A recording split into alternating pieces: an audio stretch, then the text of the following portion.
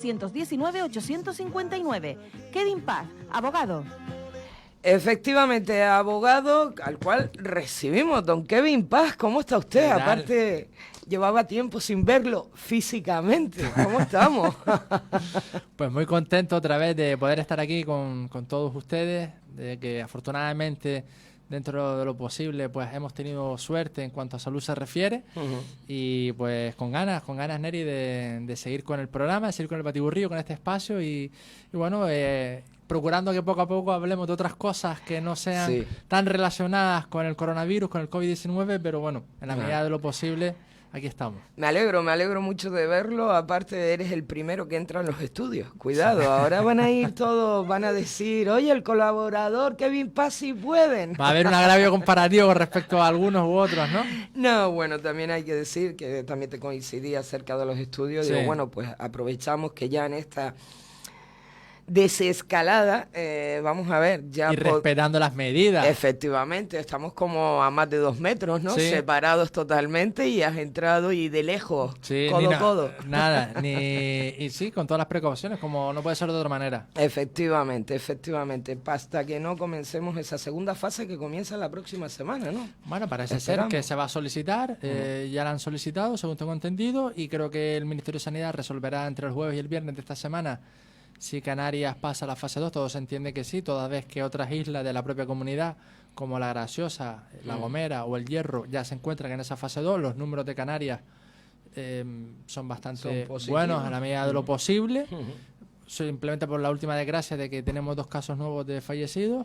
Pero bueno, a la medida de lo posible, comparándonos con otras comunidades, pues creo que Canarias se puede considerar afortunada en este contexto de la pandemia. No sé si me oíste antes, pero ya, parece ser que ya tienen el apoyo de Ciudadanos, el Partido Socialista, bueno, el gobierno central, tiene el apoyo de Ciudadanos para una nueva prórroga de 15 días. O sea, estaríamos hablando hasta el próximo día 7 de junio, que supongo lo llevarán la semana que viene al Congreso, mañana, ¿no? O Congreso, este miércoles. Mañana miércoles en el Congreso de los Diputados, hoy en el Consejo de Ministros se acuerda solicitar la confianza del Congreso, de la Cámara, para que se apruebe el miércoles.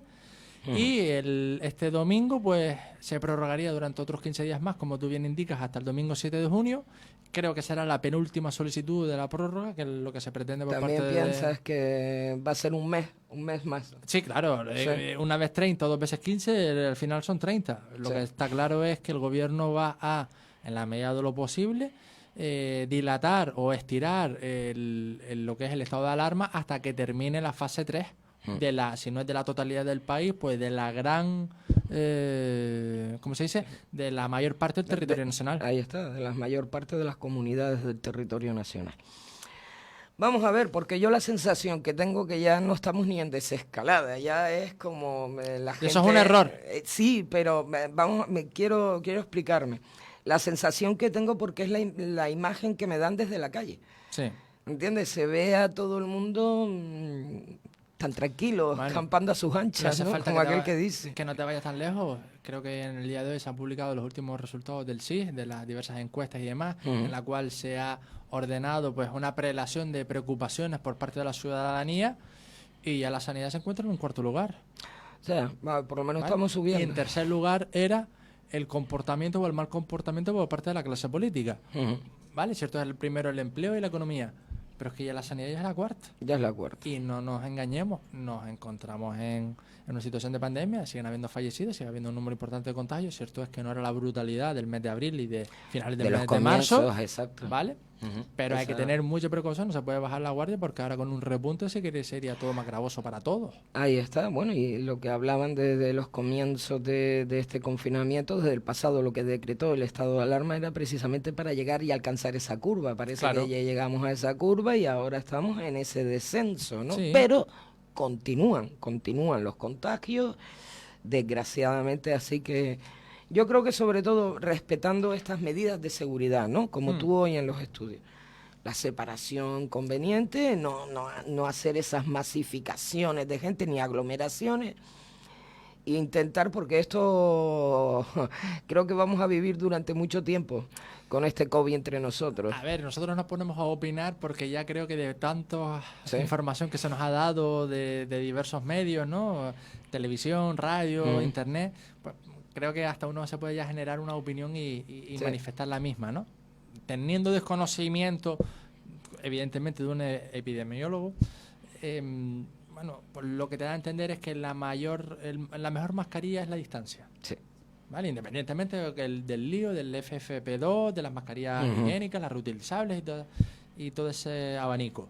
Por lo cual, yo creo que hay que ser muy cautos, porque como tú bien dices, esto va a formar parte ya de nuestro día a día, de los comportamientos sociales, ¿vale? Eso se va a extrapolar en todos los ámbitos de nuestra vida, ya no solamente en el ámbito familiar, sino también en el ámbito laboral y relacionados al mismo, por lo cual las soluciones hasta ese itinerario de tiempo en el cual aparezca la vacuna y veremos de qué manera y demás, pues esto va a tener que formar parte de nuestro comportamiento del día a día. Exacto.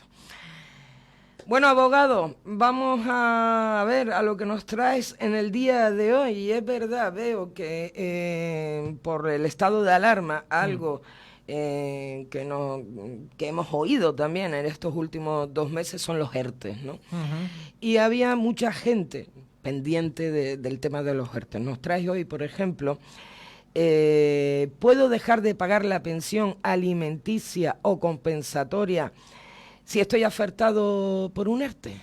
Bien, ese ha sido el eterno debate o el eterno problema que se nos ha dado desde el comienzo de esta crisis.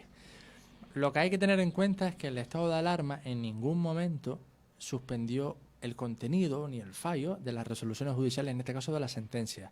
Extrapolándolo a la materia de familia, pues las sentencias de divorcio que regulaban la guardia y custodia de los menores, pues estos tampoco se quedaban sin efecto, por lo cual deben de seguir abonándose. Sí, hay que tener en cuenta que la declaración del ERTE es una situación temporal, ¿de acuerdo? Que en este caso se permita acceder a una serie de prestaciones por parte del Estado y unos posibles complementos.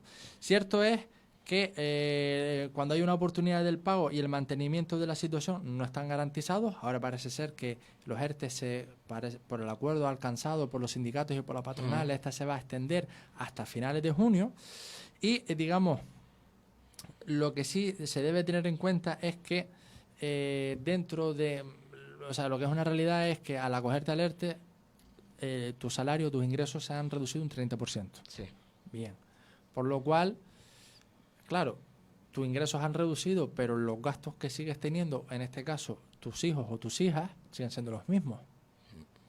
Por lo cual, no está vinculado una cosa con la otra. Tienes la obligación legal de seguir abonando el importe que se ha determinado en la sentencia. ¿Qué es lo que ha sucedido en la práctica? Pues que muchas partes, en este caso padres y madres, que el progenitor no custodio del niño o de la niña, que era el obligado al pago de la pensión de alimentos, alcanzase un acuerdo con el progenitor custodio. ¿Qué es la recomendación? Pues en la medida de lo posible, si no es posible alcanzar un acuerdo directamente, hacerlo a través de los abogados. O sea, si tengo esa imposibilidad con mi ex... Porque muchas veces la comunicación no es fluida, hay muchas rencillas, cuestiones personales que pues entorpecen la comunicación. Evidentemente, pues a los abogados. Que sean los abogados y las abogadas los que intervengan. Y en caso, si no llegamos a ese extremo, sino que se puede llegar a esa comunicación, pues lo que siempre se recomienda es que conste por escrito, porque nos va a servir para en un ulterior procedimiento, en el caso de que así tenga lugar, pues justificar el porqué de la disminución del pago de la pensión de alimentos. Por ponerte un ejemplo, yo vengo obligado al pago de 200 euros al mes, pero yo acuerdo con la madre, oye, que por estas circunstancias personales de 200 lo reduzco a 120 euros. Bueno, pues que eso quede reflejado por escrito. en un documento hecho a mano entre las dos partes, en un email, en mensajería instantánea, es decir, en cualquier soporte o cualquier medio que permita una reproducción después en el juicio y que tenga, pues el más mínimo contenido de veracidad de lo que estipule el mismo. O sea, intentar antes de ya acabar en el juzgado, ¿no?, reclamando esos pagos de pensiones, intentar llegar de alguna manera a algún acuerdo. Por la merma, sobre todo. Evidentemente. ¿Por qué? Porque la unilateralidad no tiene lugar en este tipo de escenarios. Es decir, quien únicamente quien te puede reducir la pensión de alimento es un juez o una jueza, ¿vale? En una sentencia.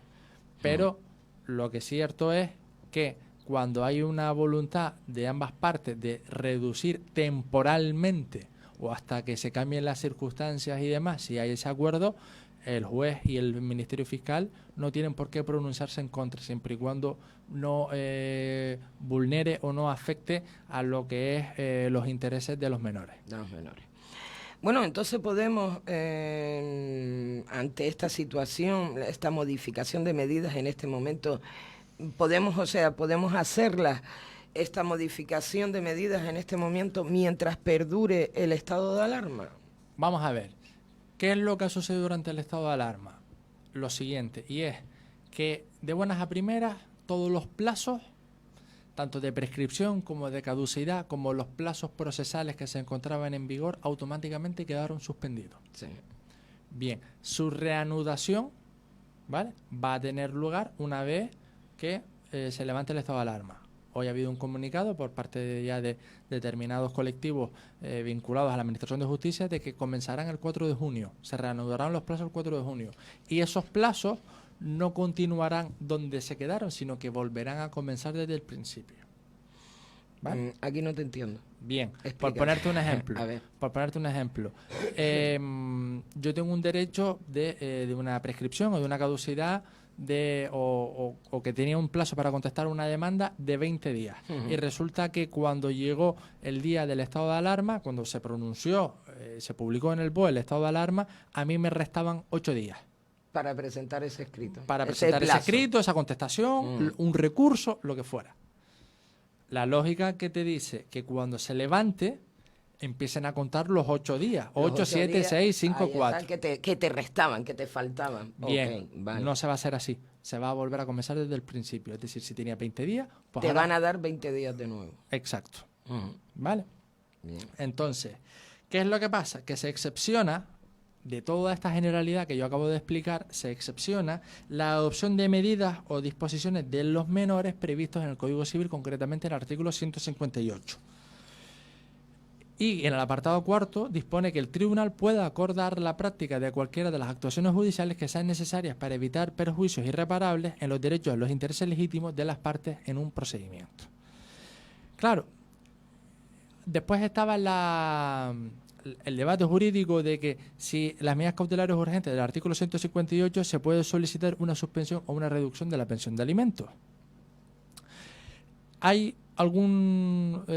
algún pronunciamiento discrepante, ¿vale?, con sobre todo al inicio del estado de alarma, con que se pudiera hacer.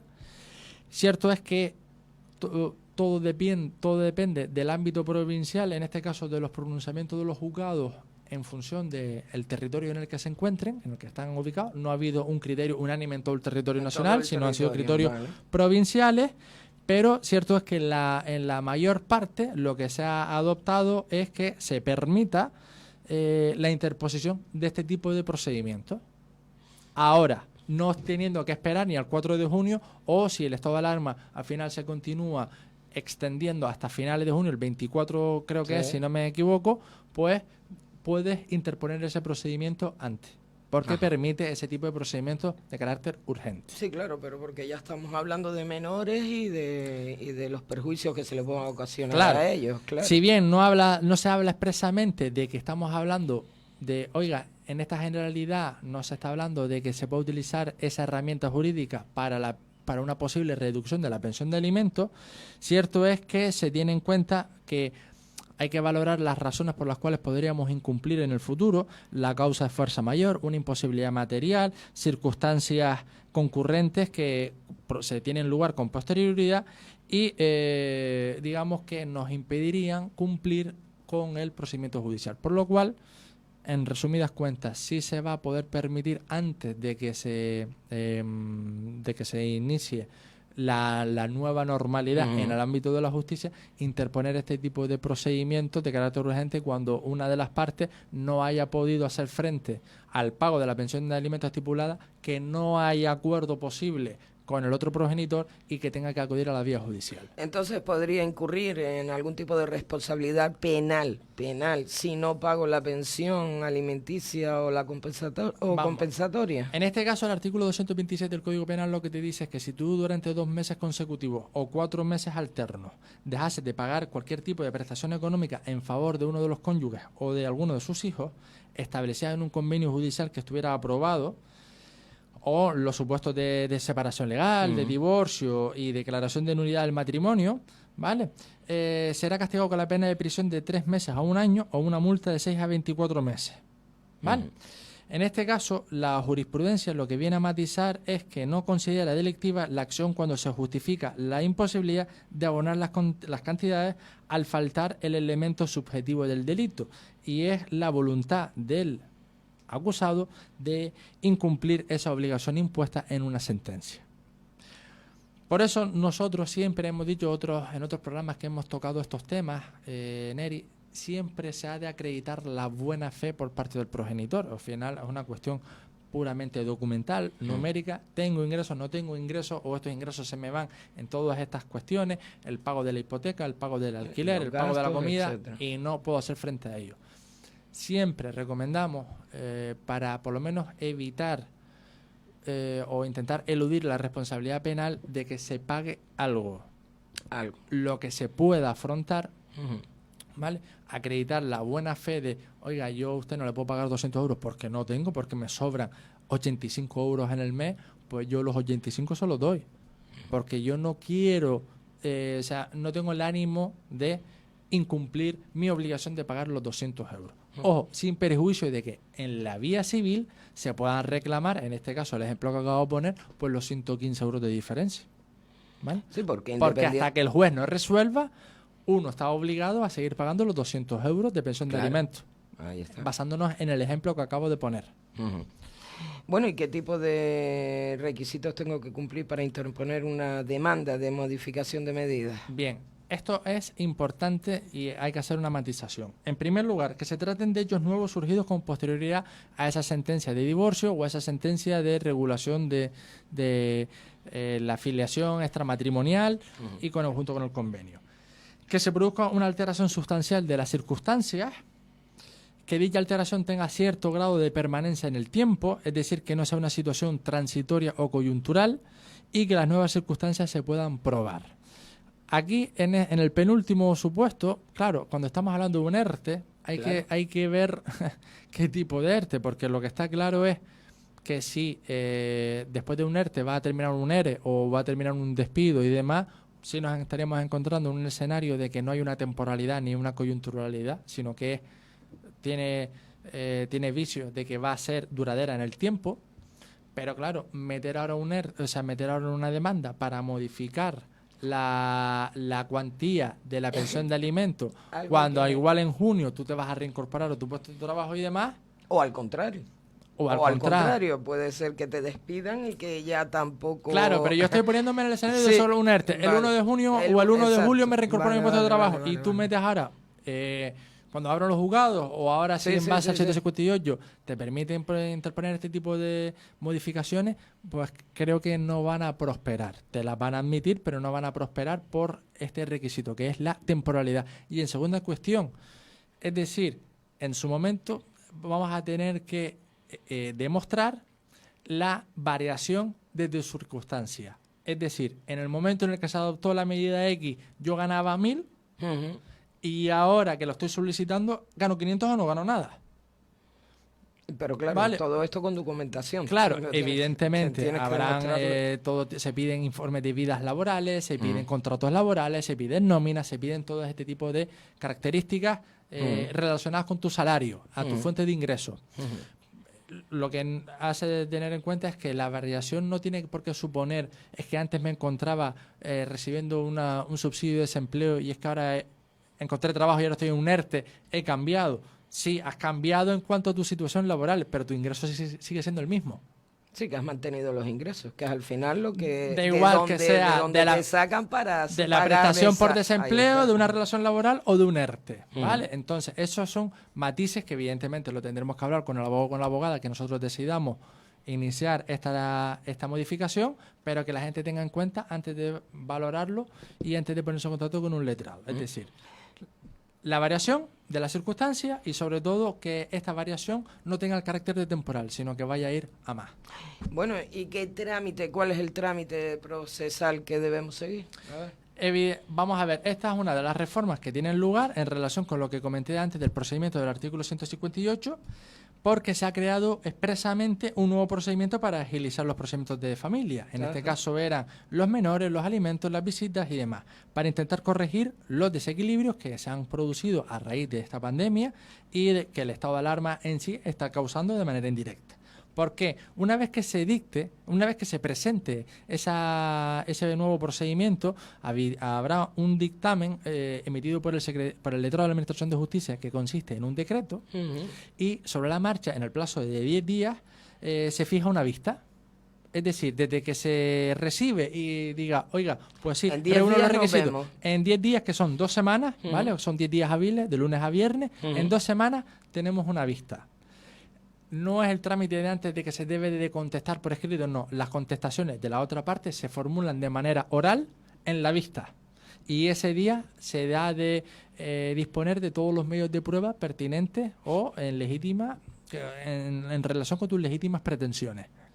¿Vale? O sea, un procedimiento express. Sí. Presento la demanda, me la admiten, en 10 días vista, la otra parte contesta ese día, el día de la vista, y después de celebrarse la vista con todos los medios de prueba que tengan uno como en otro, el juez, o bien en esa misma vista o 3 días hábiles después de celebrar esa vista, dicta la resolución acordando lo que... Ya te está contestando. Exacto. Lo veo muy muy rápido todo y bueno, mi siguiente pregunta. Bueno, ¿el sistema de justicia va a colapsar también? Porque esto lo veo muy ligero, que bien, no sé, por una parte yo no sé con los abogados, ¿no? Pero por la parte de la ciudadanía supongo que súper bien, ¿no? Porque los plazos, digamos que son más cortos, pero como está la justicia, vamos a ver. Estos plazos, lo que se ha pretendido es que en función de la materia, tenga el carácter de urgente o no. Familia entra dentro de este cupo, ¿de acuerdo? Al igual que el tema de los concursos de los acreedores, tanto sea de las personas físicas como de las personas jurídicas, como puede ser también, por ponerte un ejemplo, cuando se nos deniega la moratoria de una hipoteca, cuando se nos deniega la moratoria, o sea, las ayudas del alquiler y demás. Ese tipo de cuestiones tiene preferencia a la hora de tramitarse en el juzgado. Bien, sobre el papel es muy bonito. Sí. Bien, ahora la pregunta es, ¿nuestra Administración de Justicia dispone de todos los medios y todas las herramientas y de todo el personal? ¿Va a poder aguantar esto?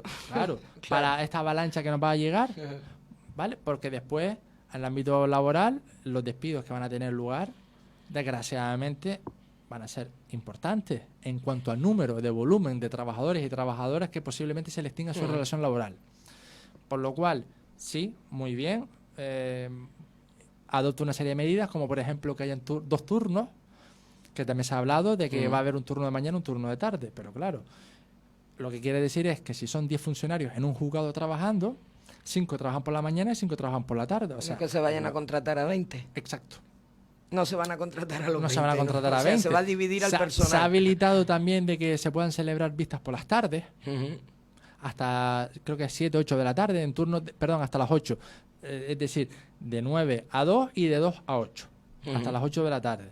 Bien, ahora la pregunta es, ¿nos vamos a ver un escenario de verdad de celebrar una vista un viernes a las 7:30 de la tarde?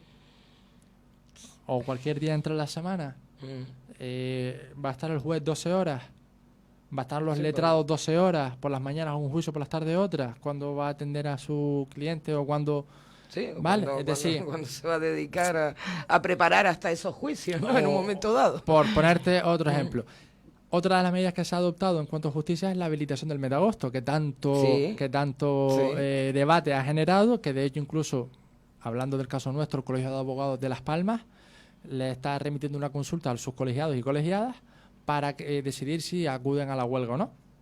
¿Están planteando sí, huelga? Se ha hecho una consulta, en función de lo que decide el colectivo, se irá a la huelga o no. Se ha declarado persona non grata el ministro de Justicia. Sí. ¿Vale? ¿Por qué? Por una sencilla razón. Que tú habilites el mes de agosto 16 días, porque al final del 11 al 31 son 16 días hábiles, ¿vale? ¿Qué vas a celebrar cuando hemos perdido 3 meses de juicio? ¿Lo vas a meter en 16 días? Porque si tú me dices, es que, oye, es que aquí todo el mundo se queda sin vacaciones, pues perfecto, lo aceptamos. Pero sabemos que el único colectivo que no va a tener vacaciones son los abogados y los procuradores. Porque el funcionariado normalmente el funcionariado el mes de agosto... Y su bolsa de vacaciones. Perfecto. Ahí está. Bien, los jueces y los fiscales van a tener su mes de vacaciones. Es decir, vas a celebrar juicios en agosto y después el juez o el fiscal o quien sea van a coger sus vacaciones en septiembre, en octubre, en noviembre o en diciembre. O sea, me parece absurdo. Y después peyorativamente se les ha achacado a los abogados y a los procuradores de que nuestra posición contraria a que agosto se habilite es porque somos unos vagos y no queremos trabajar en agosto. Bien. No, bueno, pero me refiero... No creo que fuera por eso, ¿no? Pero bueno, vale, dime. Pero vamos a ver, agosto, los que se dedican principalmente a la jurisdicción civil, agosto es un mes inhábil, porque así lo dice la ley orgánica del Poder Judicial. Es decir, es el mes que uno puede desconectar del juzgado. Ojo, que las vacaciones no solamente supone que tú dejes de trabajar, sino que tú también, por dejar de trabajar, tú recibes tu salario. ¿Vale? Porque si no, que es el problema que tenemos todos los autónomos y todas las autónomas de este país. Que no lo recibimos si no trabajamos. Claro. Pero bueno, dices tú, vale, yo dejo de trabajar, dejo de tener ingresos. Pero es que ahora tú me estás obligando a mí a trabajar. Estás habilitando un mes, ¿vale? En el cual yo tengo que estar pendiente. Porque si del 11 al 31 de agosto a mí me vence algún tipo de plazo, alguna constatación, algún recurso, y le ocasiona un perjuicio a mi cliente, estoy incurriendo en una responsabilidad contractual. Claro. Y no puede, ¿no? Porque si de buenas a primeras entonces si lo ponen hábil, ¿no? Tendrás que presentar los plazos el día 15. Bueno, y el juzgado te notifica y tú 16, respondes. El día 15 es día fiesta. Y se acabó. Esa es la calentura que tiene el colectivo y esa es la medida que se están presionando, incluso valorando la huelga. Si se lleva a cabo la huelga, va a colapsar más todavía el sistema de la justicia. Y solamente te doy un dato más. La media de la Unión Europea, por cada 100.000 habitantes, tenemos 21 jueces y juezas. ¿En España? 12. Hombre, qué casualidad. Superamos la media en políticos por habitante. Bueno, ganamos en algo. Tenemos un mogollón de políticos, pero no tenemos jueces, ¿no? O sea que... Vale. Mira el baremo, ¿no? Es decir, ¿el sistema de justicia va a colapsar? Seguramente colapse, pero es que el problema es que estas medidas que si tú no las dotas, no creas más juzgados, o si tú dijeras, vale, perfecto, los mismos juzgados, pero 10 funcionarios por la mañana y 10 por la tarde. Claro, y un juez por la mañana y un juez por la tarde. Aunque sea de manera coyuntural. Es decir, que sea desde 1 de julio hasta el 1 de diciembre o hasta el 1 de enero. Temporalmente hasta que recuperemos, digamos, estos 3 meses. O los 2 meses que hemos perdido, ¿no? Sí, porque es la mitad de marzo, 15 días de marzo, 3 semanas de abril, porque no nos olvidemos una cosa, la Semana Santa con pandemia o sin ella, era una semana, ¿vale? Todos sabemos cómo funciona esa Semana Santa y el mes de mayo, o sea que estamos hablando a grosso modo en 8 semanas, 9 semanas, no estamos hablando de más semanas. Bueno, recuerda que a lo mejor, salvo que se alargue un poquito más el estado de alarma, pero porque estamos hablando después, que a lo mejor hasta el 25 de junio, en un momento dado. Y se está habilitando también de que los juzgados, los juicios ahora serán de manera telemática, que esa va a ser otra. ¿Cómo ven esto? Pues al final te me has ido del tema, pero bueno, aprovechando al abogado, como siempre digo, ¿cómo va a ser esto? Porque no solo va a aparecer en los juzgados, ya esta manera telemática creo que va a ser una nueva realidad después del COVID. Yo creo que han sido medidas que han venido para quedarse, como estábamos hablando de los comportamientos sociales. Pues aquí en justicia igual se está exonerando a los letrados el uso de las togas, o sea, por parte de todos y de todas, también creo de los fiscales y de los jueces, o sea, togas ninguna. El tema de que las vías telemáticas, los juicios se celebren de manera telemática cuando son juicios totalmente procesales, técnicos, jurídicos, sin que tengan que intervenir, en este caso, las partes, también se harán de manera telemática, o a lo mejor es que ni se celebran.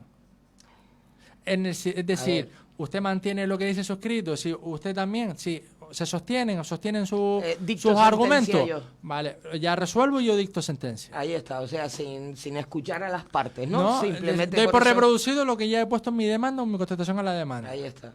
Y ya... Ojo, que ya funciona el ámbito en los juicios verbales, que son, por ejemplo, los juicios estos por poner un ejemplo, ¿no? Son varios, pero uno de ellos es cuando las reclamaciones de dinero menos de 6.000 euros, inferiores a 6.000 euros.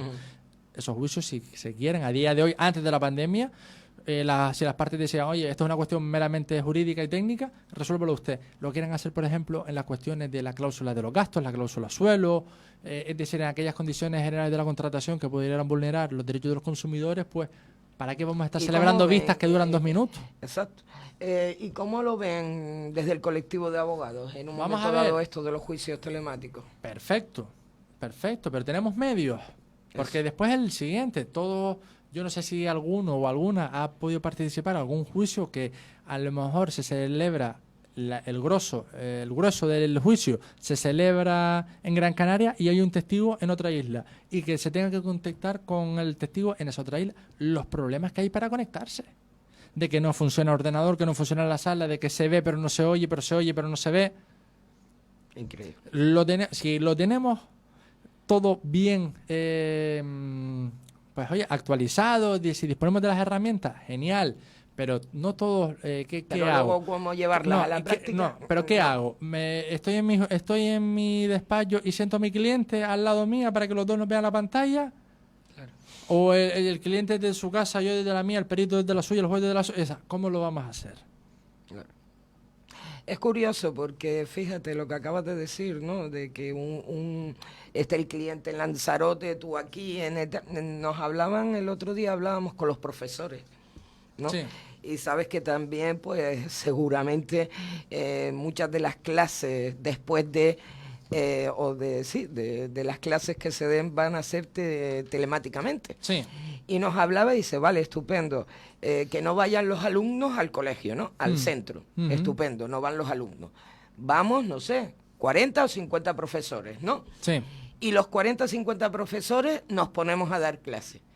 No hay red que lo resista, porque no están preparados, ningún centro está preparado, como tú te imaginas, 50 personas a la vez dando clases. La red electrónica no lo va a resistir porque ningún centro está preparado ahora mismo.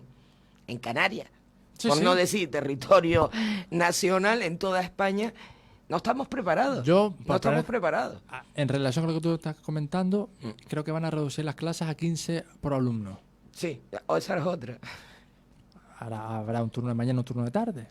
¿No? O pondrán más profesores, que también era una demanda, porque tampoco lo entendían. Pero si no hay clases, si no hay aulas, espacios físicos, donde, o sea, por mucho profesor que yo tenga, ¿qué hago? ¿Los pongo en el patio? Claro. ¿En el pabellón? Es decir, ¿qué hago? Hombre, eso es otra cosa que ha puesto de manifiesto el COVID, ¿no? Que España no estamos nada preparados. El COVID ni el mundo entero, es decir... ¿No crees que otros países estén más preparados que nosotros? Yo particularmente, y no porque me invada el patriotismo español ni nada por el estilo, pero yo... Son del estilo todos, entonces. Es que te pones a ver los números. Yo en esta pandemia he sido muy friki en cuanto a esas páginas que le dan 24 horas los números de todos los países. Vale, tú te pones a ver y dices tú, bueno, Rusia, al principio, y nosotros íbamos por ahí arriba, Rusia, no, 15, y la gente hacía meme con Putin, que listo era Putin. Mira el libertinaje que hubo y mira los resultados que tienen ahora. Bolsonaro con Brasil, Donald Trump con Estados Unidos, ¿vale? Inglaterra, ¿vale? Inglaterra con Boris Johnson. Y después te pones a mirar los números de España y de Italia. Y de otros países como los Países Bajos, como Bélgica, que tú dices son pocos en cuanto a números, pero en relación con la población que tienen son iguales o peores que los nuestros. Sí. Entonces, Claro, después miras y dices tú, Alemania y Turquía, y los números ves de en cuanto a contagios y cuántos fallecidos, y no te los crees. No te los crees. No, yo Vale, por lo menos yo no me los creo. Aquí hay ¿vale? alguien que está falseando. Porque la gente decía, no, es que ellos tienen mejor sistema sanitario que el nuestro. Vale, Turquía. Vale. Turquía. Pero dices tú, lo comparo a Alemania con Francia o con Inglaterra, ¿y tú crees que ellos hay una diferencia tan abismal? Porque después nosotros tenemos ese complejo peyorativo de los españoles con respecto a los países de la Unión Europea, ¿vale? Pero es que Turquía, Irán, ¿vale? Y dices tú, los números que tienen y tan pocos fallecidos. Hombre, con Corea del Sur pues me lo puedo llegar a creer, pero por una cuestión, lo culturalizado que ellos tienen, lo interiorizado, esos comportamientos. El otro día... Claro, pero ¿en dónde? ¿Entiendes? O sea, que tampoco... Pero el repunte de Singapur era en las zonas más precarias, no era en los rascacielos, era en los alrededor, en las periferias de la isla de Singapur, donde viven los inmigrantes pakistaníes, indios, afganistanes, o sea, esos países, esas personas de esos países, y ahí hubo esos rebrotes del coronavirus. ¿Sabes qué? Después hay que poner muchas cosas en tela de juicio. Entonces, pero a eso, entonces... Tú no ves todavía a distintos, y aparte yo sé que tú has viajado mucho, que conoces muchos otros países, no los ves preparados tampoco para este cambio tan tecnológico porque llevamos viviendo con la tecnología hace un montón de tiempo. Yo creo, Neri, vamos a ver, lo que pasa es que siempre se habla de proyectos a largo plazo por parte, por ejemplo, de las instituciones públicas, de los ayuntamientos y demás, de vamos a actualizarnos, sedes electrónicas, vamos a hacer los trámites online y demás. Y ha tenido que venir una pandemia que nos ha obligado a confinarnos, a reducir nuestra movilidad y no hacer los trámites de manera presencial, y es ahí donde nos hemos dado cuenta de que no tenemos una estructura informatizada, que sí, que tenemos drones, que tenemos mil historias. Sí, ¿vale? Pero que no tenemos, ¿vale? Y eso lo he comentado contigo en algún que otro programa al principio, cuando hablábamos de los trámites, de los papeles que uno tenía que presentar para solicitar la moratoria de la hipoteca, que era que había que escanear una escritura de una hipoteca de 60 folios, la escritura de la compraventa, había que solicitar un montón de trámites y la gente no estaba preparada en sus casas, no todo el mundo tiene una impresora, un escáner y un ordenador e internet para hacer todos esos trámites. Los problemas con los DNI electrónicos, ¿vale? Que tenías que ir poco menos que a la Policía Nacional o a Hacienda para que actualizar el chip del Documento Nacional de Identidad. O sea que sí, nos terminaremos adaptando, en mi opinión, sí, como a la fuerza, a lo bruto, y porque no nos queda otra. Que puede ser la lectura positiva de esta pandemia el obligar a poner más jueces, el a reducir las aulas de los alumnos a 15, el actualizarnos para que, un montón de gestiones se puedan hacer de manera telemática. Seguramente a la fuerza nos llevará un tiempo. Pero nos llevará un tiempo, ¿no? Sí. Ya, hombre, y esa adaptación. Y luego adaptar todo el sistema. Y adaptar todo el sistema porque, como tú dices, el SEPE, los problemas que ha tenido el SEPE. El colapso total. No era de manera presencial, sino por teléfono o por internet. ¿Y ¿Quién aguanta eso? Se hizo de aquella manera, seguramente los funcionarios y las funcionarias y los trabajadores que estaban en ese servicio y han hecho todo lo posible y más. Porque, pero también son seres humanos. Tienen un límite, tienen sus horas y al fin y al cabo dices, bueno, yo creo que es una cuestión de dos partes, de las instituciones, de las administraciones públicas, actualizarse de una vez, y el ciudadano tiene que ir de la mano, si no va a ser imposible. Al comienzo del programa hablaba yo que, por ejemplo, hablaba, por ejemplo, de que al comienzo, perdona, estaba mirando el WhatsApp y es el otro compañero ya. Al comienzo del programa estaba hablando precisamente de que, oye, a nosotros nos hacen cumplir la ley. Y si tú no cumples la ley, al ciudadano de a pie, ¿no?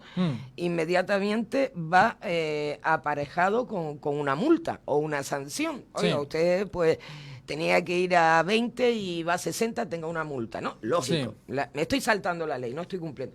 No pagas el IBI o el impuesto del coche, tienes un recargo del 20%, no sé qué, te van recargando. ¿Por qué los ayuntamientos no la cumplen, Kevin? Y te voy, lo de la sede electrónica. La sede electrónica es algo estipulado por ley, si mal no recuerdo, pues desde el 2015, no, antes, anterior, creo que es al 2015. Hay ayuntamientos que todavía no tienen la sede electrónica. ¿Quién los multa a ellos? ¿Quién vela porque también hasta la propia administración esté cumpliendo la ley? Sí, sí, es decir... ¿Entiendes? O sea, es que choca mucho, Kevin. No, al fin y al cabo, digamos que quien tiene más mano izquierda, quien tiene más manga ancha son las administraciones públicas, pero el ciudadano no, tiene que pasar por el aro sí o sí. Exacto. Por lo cual hay un agravio comparativo, sí, cierto es, no nos queda otra. Pero yo estoy convencido que si las administraciones públicas lo dotan de una manera eficiente, avanzada, claro, y demás, se el ciudadano ciudadano se terminará por acceder, eso está claro, pero necesitará un tiempo. Lo que pasa es que ahora nos hemos encontrado con una realidad que no disponemos de él, no disponemos de ese tiempo y no nos queda otra. Exacto, no disponemos de ese tiempo ya se nos echó encima, ¿no? Ya está, Ya, tienes un plazo para presentarlo, búscate la vida. Y tírate de amigos, de familiares, de conocidos, sin poder salir a la calle, que en aquel momento no se podía salir ni salir a la calle, para buscarte ¿verdad? la vida, para imprimir un papel. La verdad que en esos momentos fueron verdaderamente duros por la cantidad de gente que llamaba, intentaba hablar y decir, Era pero ¿cómo imposible. lo hago? Y aparte los cursillos acelerados de informática que nos hemos hecho cada uno en nuestras casas. Está claro. Neri, una última cosita con respecto a los alquileres. Sí. Sobre todo para los arrendadores, Dime. los propietarios y propietarias de las viviendas, en este caso de los alquileres de viviendas. Ahora se nos ha dado muchos escenarios de que hemos acordado con el inquilino el fraccionamiento del alquiler, un aplazamiento, una disminución de la renta, es decir, una quita o una anulación total de la renta durante un periodo pactado de meses. Sí. Esos son los 4 escenarios a grosso modo que se nos han dado. Bien, pero el problema va a estar en nuestra obligación fiscal.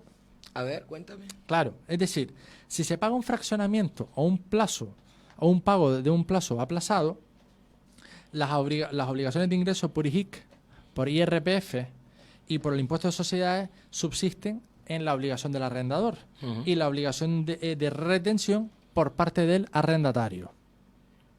¿Vale? Sí. Es decir, el arrendador tributa por una cuestión, claro, y el arrendatario te lo retiene. También. Bien, sí, perfecto. Y lo retiene, sí. Claro. Sí. ¿Qué es lo que pasa? Que si lo que se pacta es una quita o una anulación total de la renta durante un periodo determinado, las consecuencias pueden llegar a ser muy perjudiciales. ¿Por qué? Para el arrendador, al existir un contrato, la administración tributaria puede considerar que ese abandono del derecho de cobro es una liberalidad, es decir, que lo has hecho por tu propia cuenta y riesgo. Es decir, tú has decidido eso. Tú has decidido dejar de tus ingresos, pero tú tienes unas obligaciones fiscales a raíz de ese dinero. Bien, las consecuencias tanto en el IRPF como lo que es en el impuesto de sociedades es que la agencia tributaria puede considerar que esa renta poco menos que se la hayas perdonado. ¿Vale? Entonces, como cobrada, y por tanto tributa el arrendador aunque no haya cobrado nada. O sea, que va a tener obligación de retener, en su caso, por parte del arrendatario. ¿Vale? Esto... Solución. A ver. La solución, dime. ¿Vale? Es que cuando hay un acuerdo entre el arrendador y el arrendatario, hagamos un anexo al contrato de arrendamiento. Vale. En lo cual se acuerda entre nosotros dos, oiga, del mes de abril al mes de junio, yo a usted no le voy a cobrar nada o le voy a cobrar el 50%. En base a lo que nosotros ingresemos o paguemos de ese importe, tributaremos fiscalmente. Pero esto también es mejor recordarlo el año que viene, ¿no? Porque no valdría para la declaración de este año. Para la declaración de la renta no, pero por ejemplo el IGI lo tienes que pagar trimestral, que mañana, es verdad, mañana se paga el trimestre. Es verdad, ya mañana es 20 de mayo. 20 de mayo y pagamos el primer trimestre del 2020. Hablo del IGIC, hablo del IRPF. Sí. El impuesto a sociedades es otra cuestión, pero el IGIC y el IRPF. Me lo acabas de recordar, abogado. Mañana a las 9 de la mañana te la gestoría como buena ciudadana contribuyente que eres. Sí.